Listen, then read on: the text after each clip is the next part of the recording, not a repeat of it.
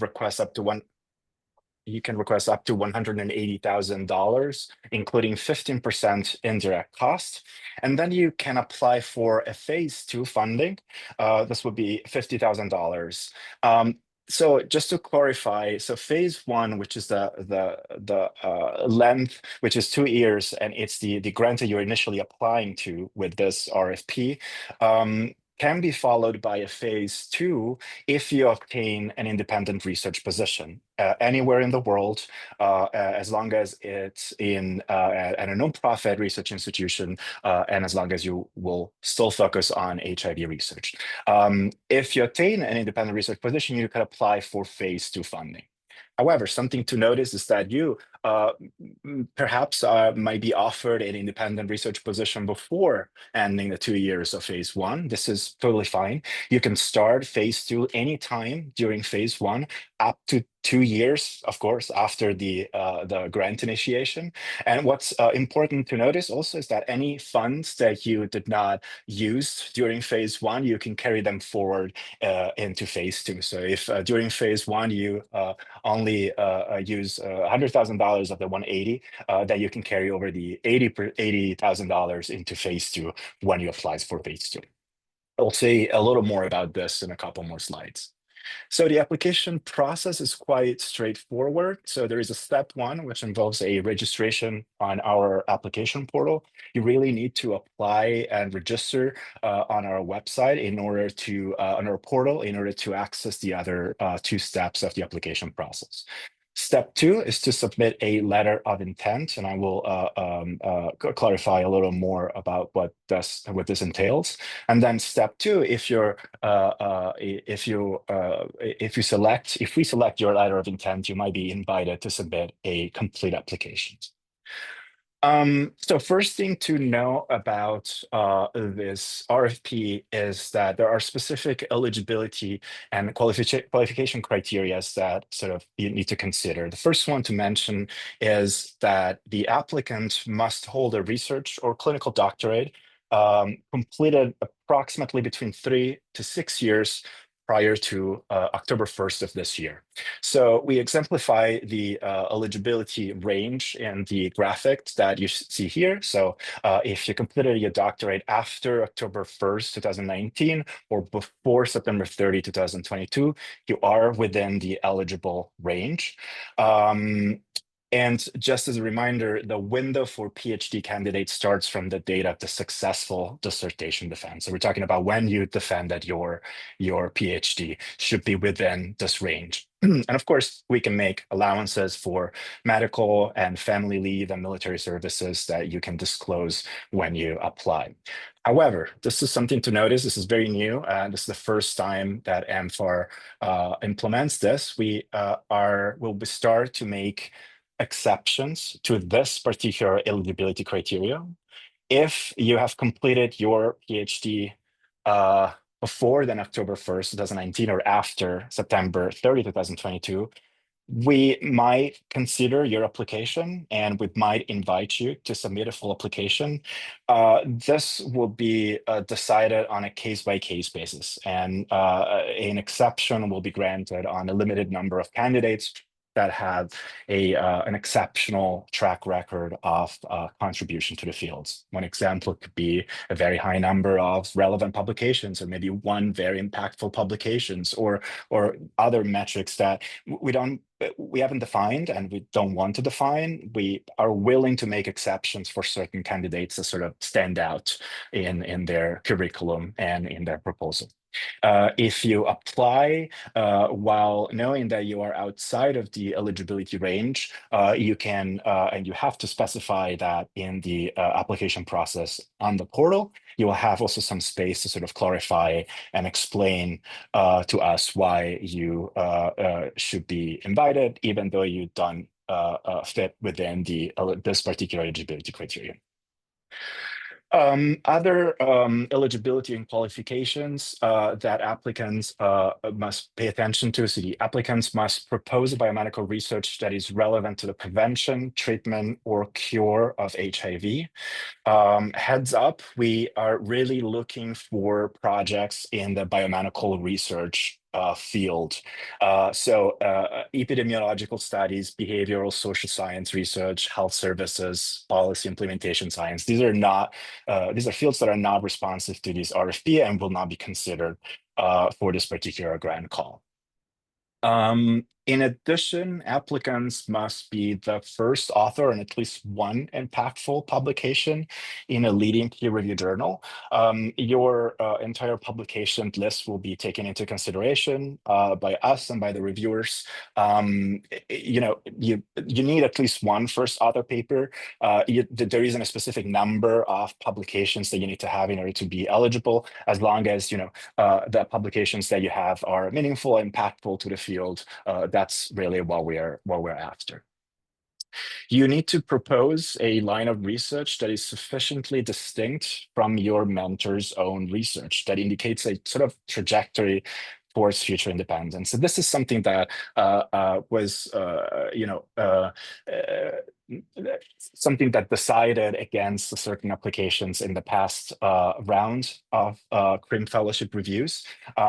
A concern that some reviewers had for certain applications is that the proposed projects was basically just something that was a copy, or let's say too much in line with the mentor's own research line of work. And it didn't really suggest any sort of independence of the candidate.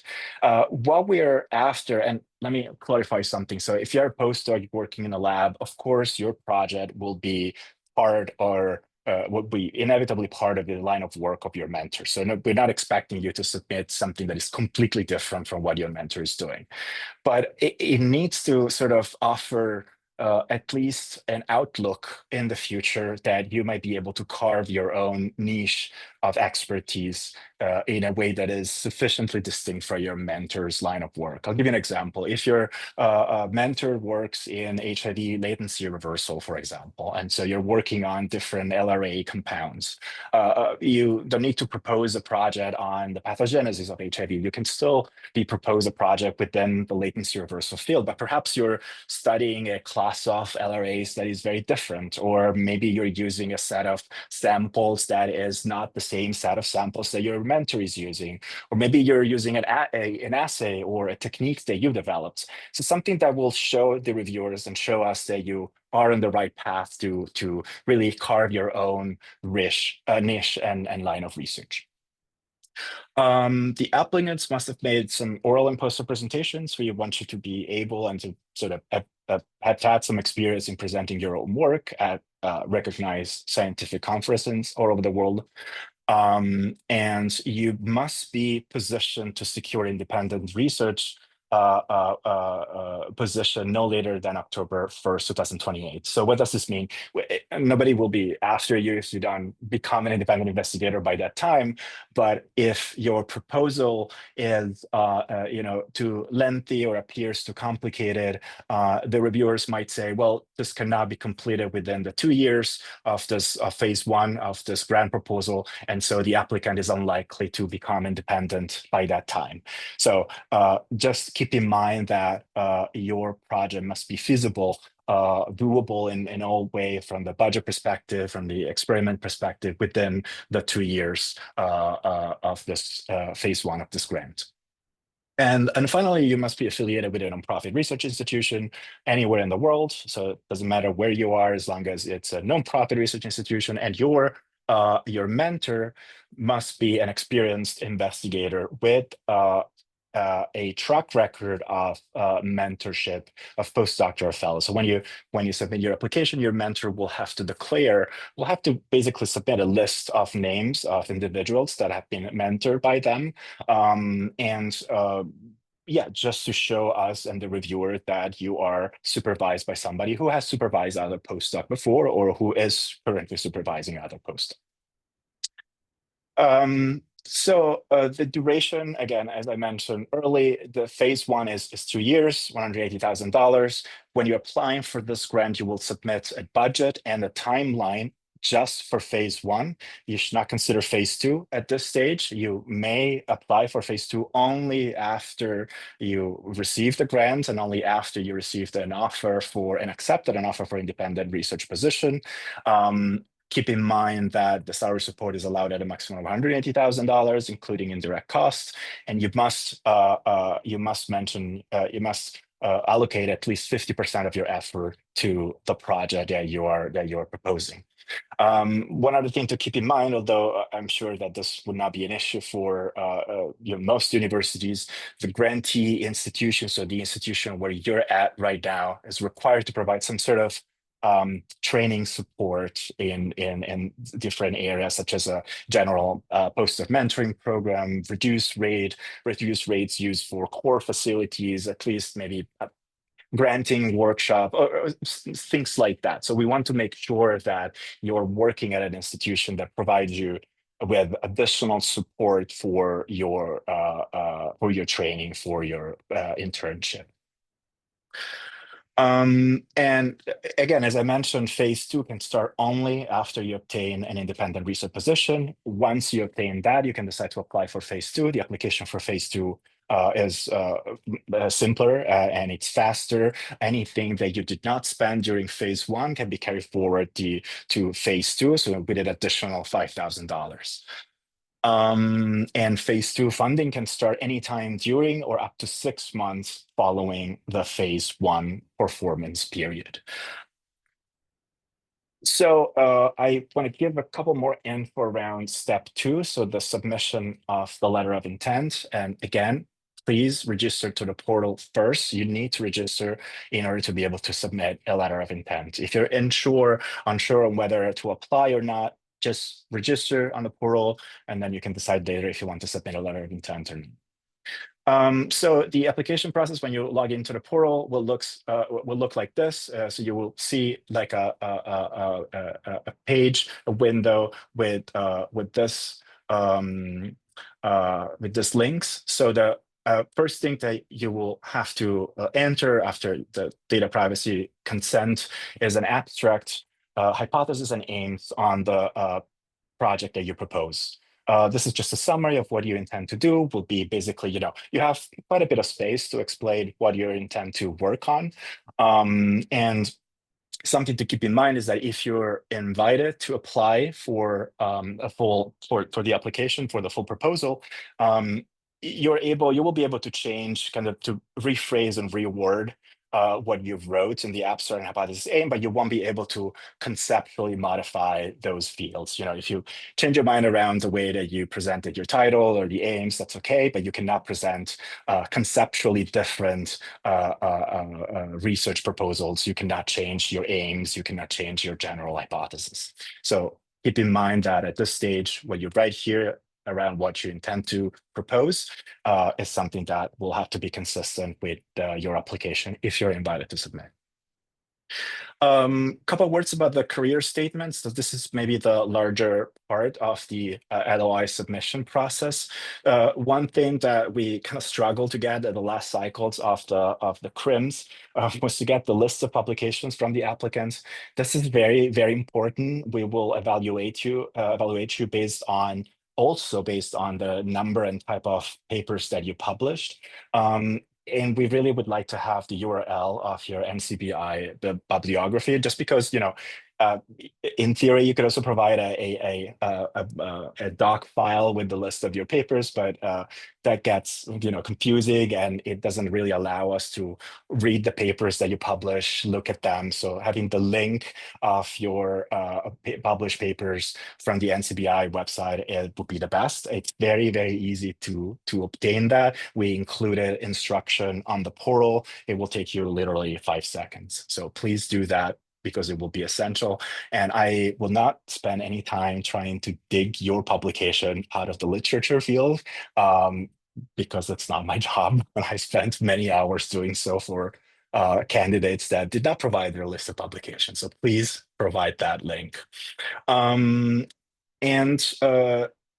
other items of the career statement that need to be submitted. So the first one is a sort of overview on your research intended as overall contribution since the doctoral degree to the field of HIV research at large. So how have you contributed to the HIV biomedical field since you have obtained a PhD? And this, you will have some space to explain that.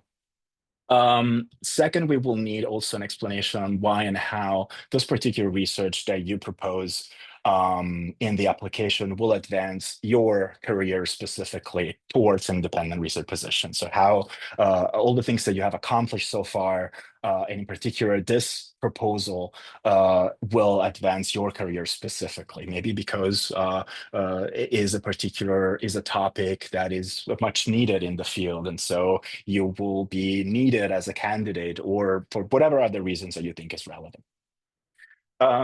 Step 3 will be to review your proposal with your mentor.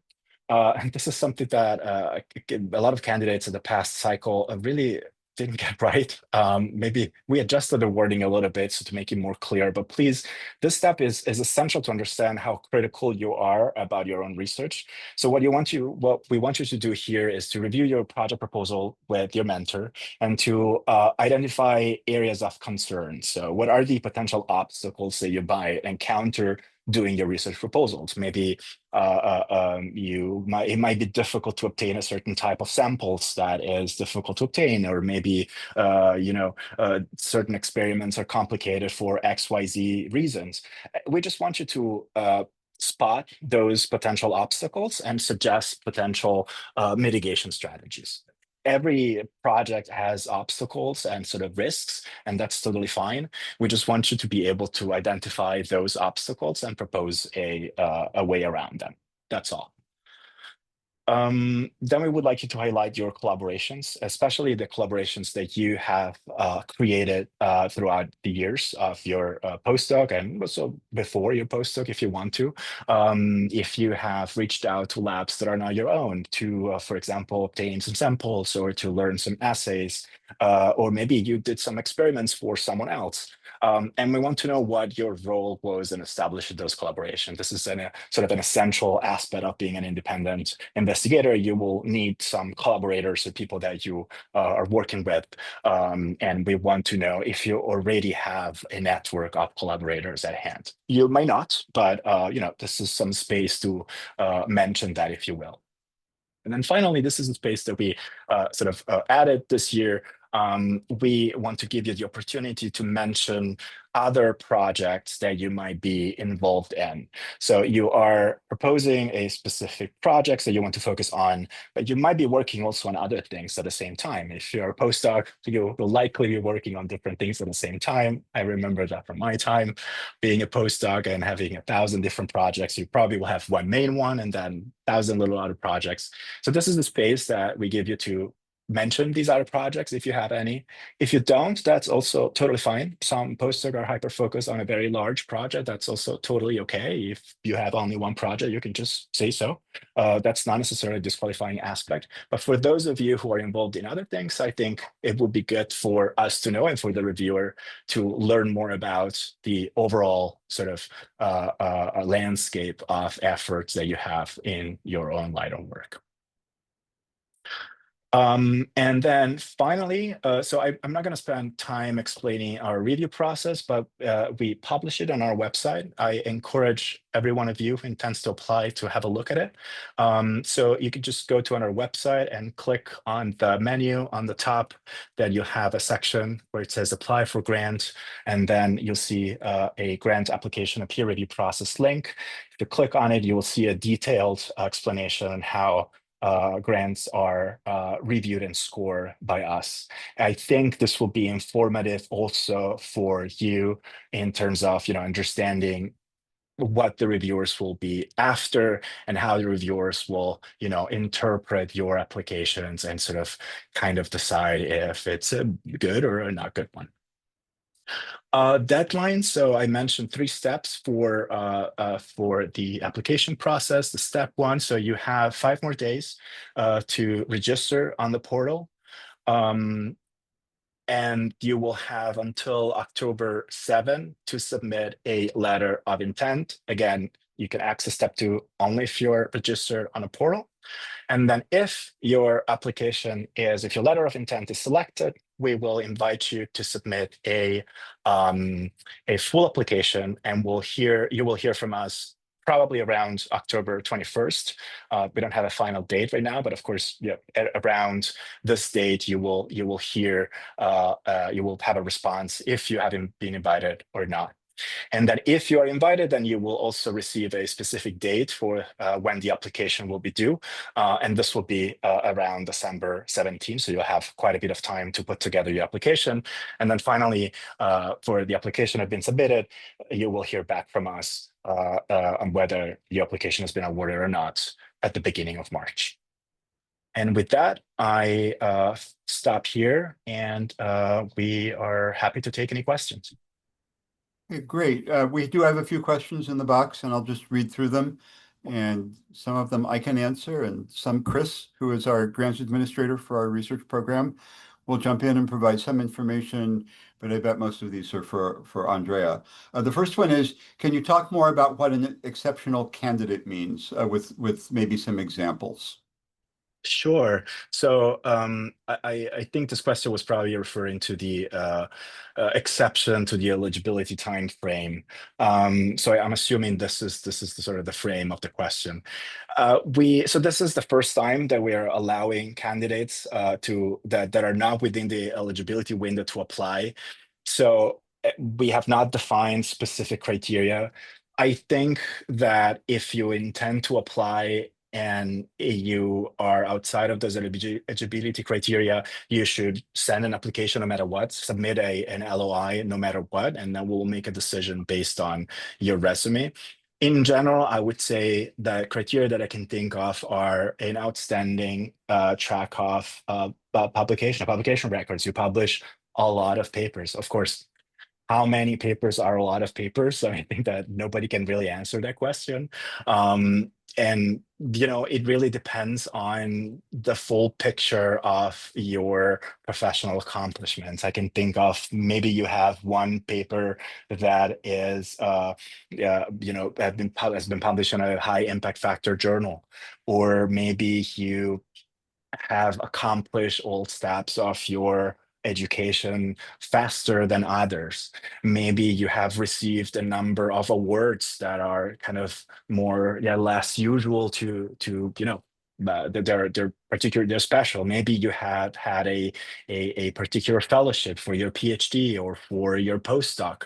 Maybe you had a lot of grants. Maybe you applied successfully to a bunch of grants for yourself and for your PI. So it's really, I don't think that it would be reductive to create a list of actual accomplishment. It's always difficult to quantify accomplishment in general for a person. And so because we will invite a limited numbers of the individuals who are outside of those time frame, we just want to make sure that the exceptions that we make are really for special individuals. Okay. It might also help if Chris could share screen really quickly and show everyone on the webinar where it is that they would make this request in the LOI materials. Absolutely.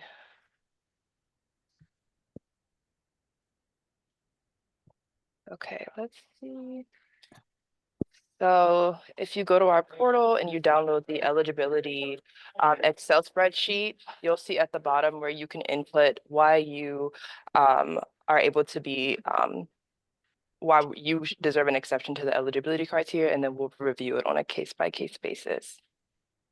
All right, thanks, Chris. And you can drag that area and make that box as big as you want to talk about how exceptional you are.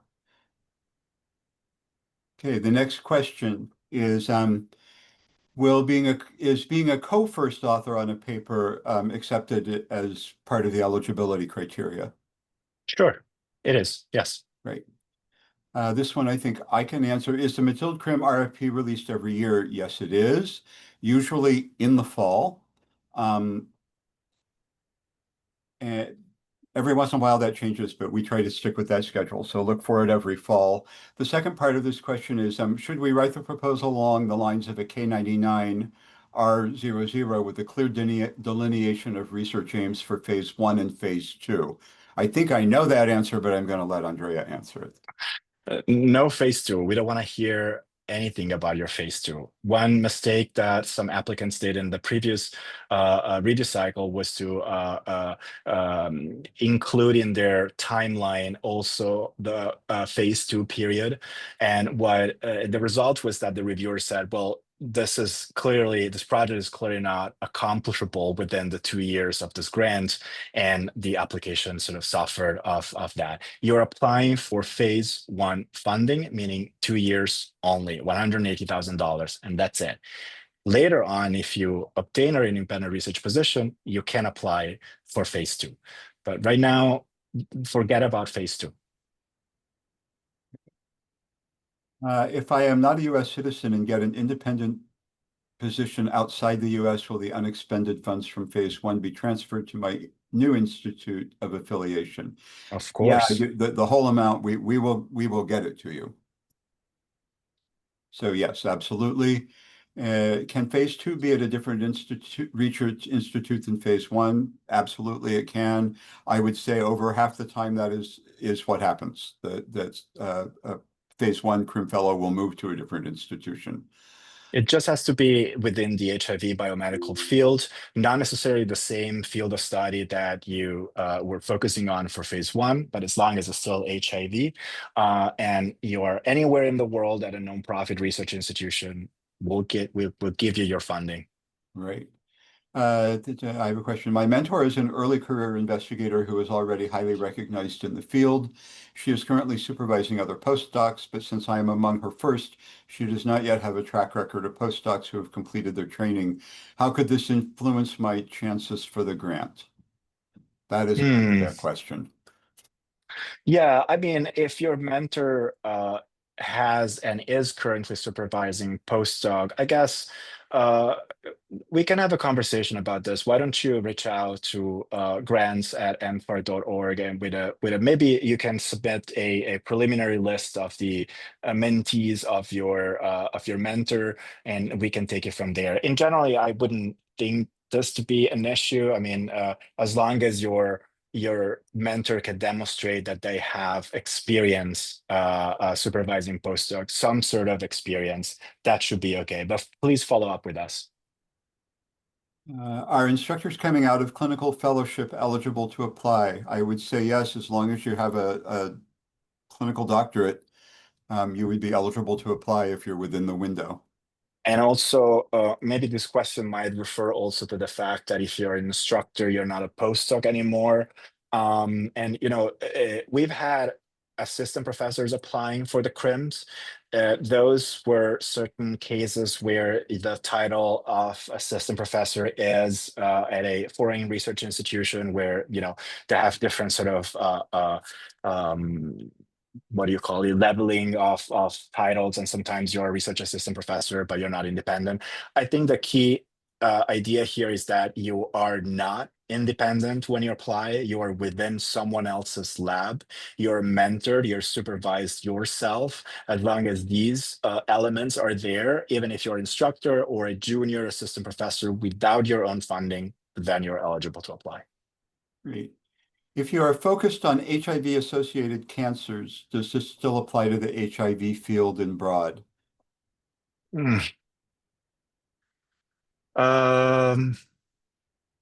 I think so.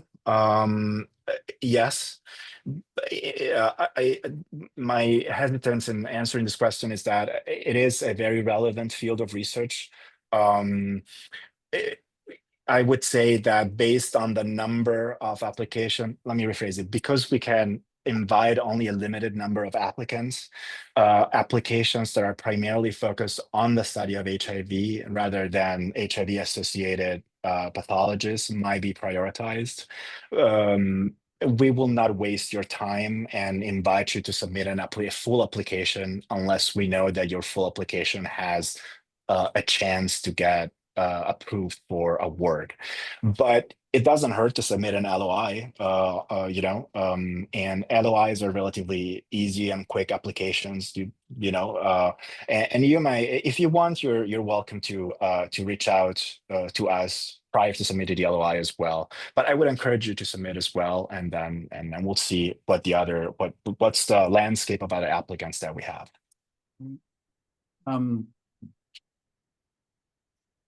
Is it acceptable to submit a proposal which was earlier rejected by amfAR after addressing the reviewer comments?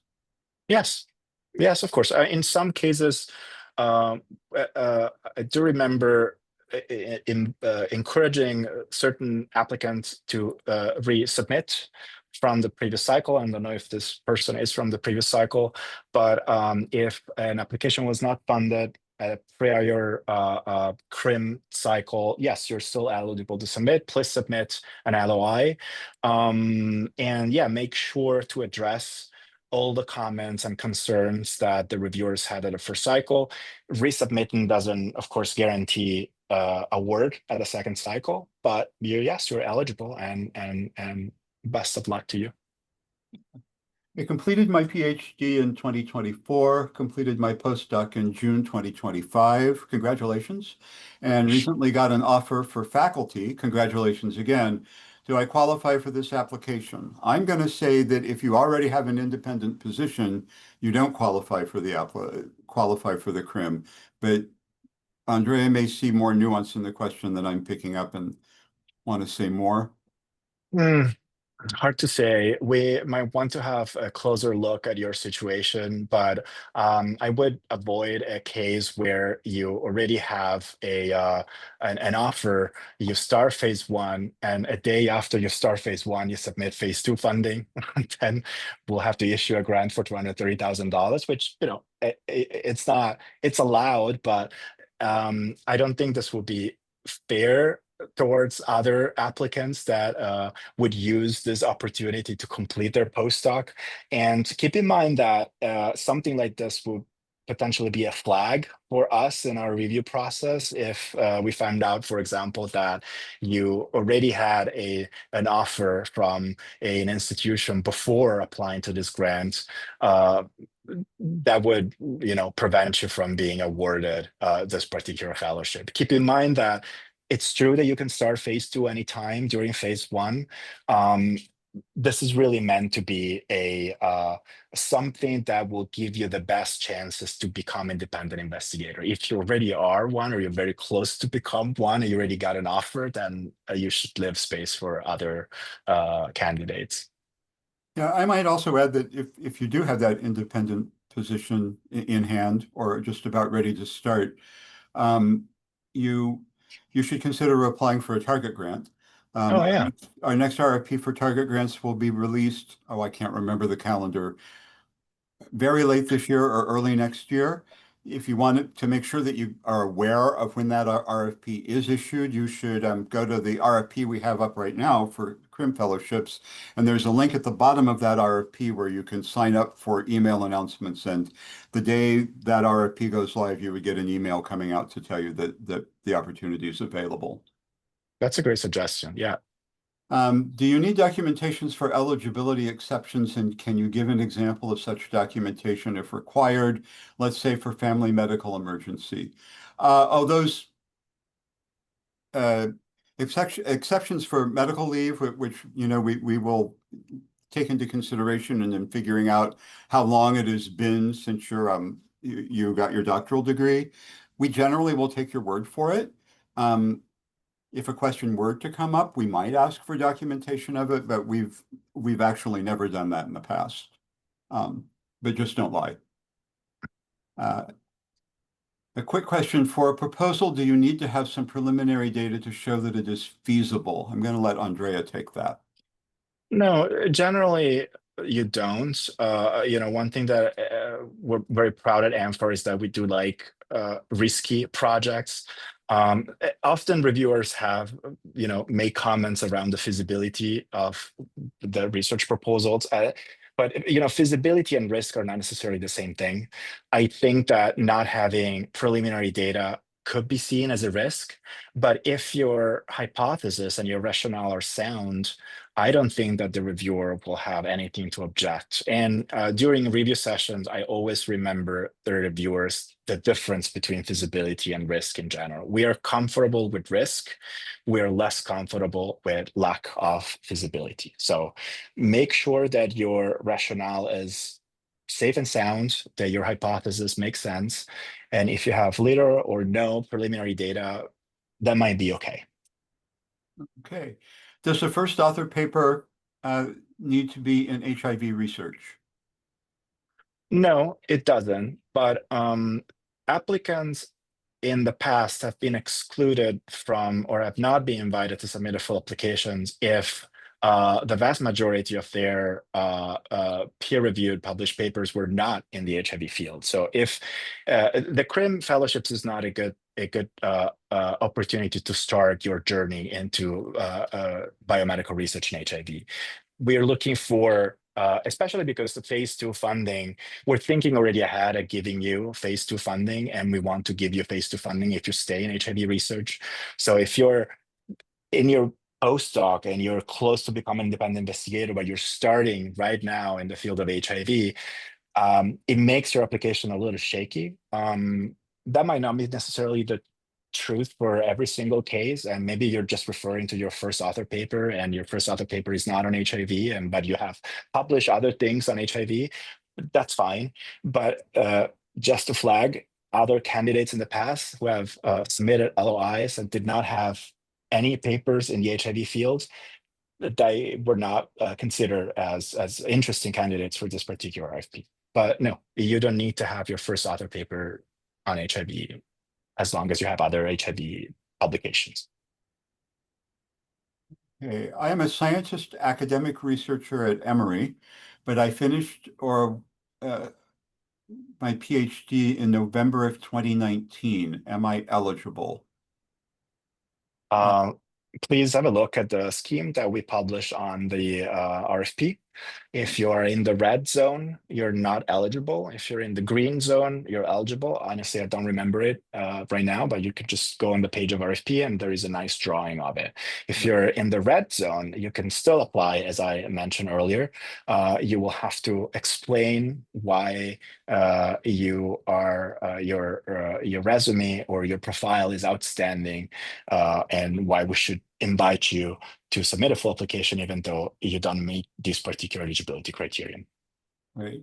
And the only other thing I would add is, as long as the scientist academic researcher position is not an independent position, i.e. that you don't have your own lab and get your own funding and hire your own postdocs and whatnot. Since the eligibility window is quite long, I just wanted to get a notion of how accomplishments would be compared for a postdoc with approximately 6 years of experience versus approximately 3 years of experience. Will you view this holistically? Yes, we will. And let me see if I can interpret correctly this question.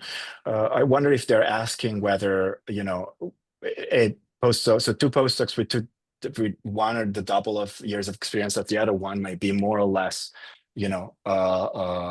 relevant or sort of considered as, more worthy of this application than this award than the other. I think that yes, we would consider the applicant and their experience holistically, their general, publication records, the proposal itself, how doable, feasible it is. Their, things that the reviewers have been looking for in the past round of reviews were also general accomplishments. If you have if you received a particular fellowship in the past, if you successfully obtained funding, grants, if you mentored, for example, junior scientists, that's also something that you could mention that might, highlight your profile in some way. So yes, we'll try to consider as many information about you and your professional experience as we can. So the more information you give us, the better will be, the more clear will be the picture that we have about your professional profile. Okay, will we get comments on our LOI? No, the LOI stage doesn't get will be reviewed internally at amfAR by the very people who are in this call, myself and Kent and Chris. I'm happy to give some feedback if you want to do so. So if you're not invited to submit a full applications and you want to know why, feel free to reach out to us and we will provide some dedicated feedback. In general, we provide quite extensive feedback for the applications, both if they are awarded and not. But for the LOI stage, because it's a pre-screening, we typically don't. But I think that feedback is very important in science, and so I will be happy to touch base with you if you reach out to us. Okay, and what I believe is our last question, unless somebody sneaks one in while I'm talking, is can two postdocs from the same lab apply? I would say absolutely yes. Yes, of course, if you don't kill each other. And good luck to you both. Yes. Okay, thank you all very much for joining us today. After this recording finishes up in Zoom, we will be reaching out with a follow-up email to all of the attendees so that you'll get a link to the recording if you want to hear all of this again. We'll also be sending along our FAQs just in case that there's some answers in there to questions that you didn't think about on this call. And you can always shoot additional questions to grants@amfar.org, and Chris or Andrea and I will get back with you. So that you have all the information you need that we can provide going into the LOI process for this program. Thank you. Thank you all Thank much. everyone.